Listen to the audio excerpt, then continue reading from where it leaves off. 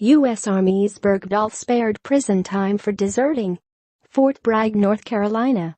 Reuters, U.S. Army Sergeant Bowe Bergdahl on Friday was spared prison time for endangering fellow troops when he deserted his post in Afghanistan in 2009, but a military judge ordered he should be dishonorably discharged from the service. Bergdahl was captured by the Taliban and spent 5 years under brutal captivity by the insurgent group. He had faced up to life in prison after pleading guilty to desertion and misbehavior before the enemy. Prosecutors had asked Army Colonel Jeffery Nance to send Bergdahl to prison for 14 years for the hardships and injuries endured by service members who searched for the soldier after he left his combat outpost in Paktika province in June 2009 without permission.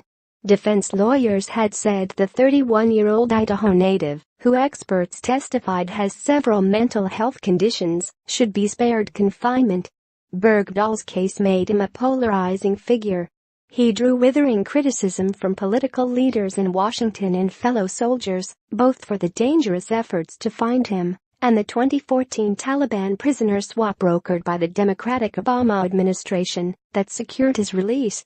During his successful campaign for the presidency last year, Republican Donald Trump called Bergdahl a no-good traitor who should have been executed. Nance, acting on a defense motion, ruled that Trump's comments had not influenced him nor affected Bergdahl's chances of a fair sentence, but said he would consider them a mitigating factor.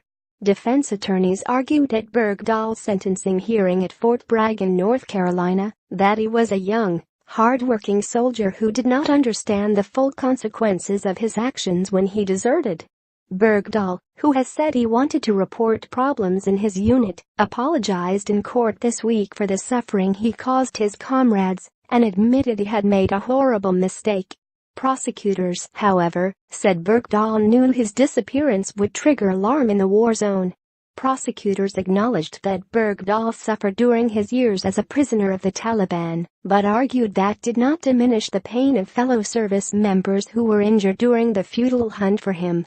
Reporting by Greg Laker, writing by Colleen Jenkins.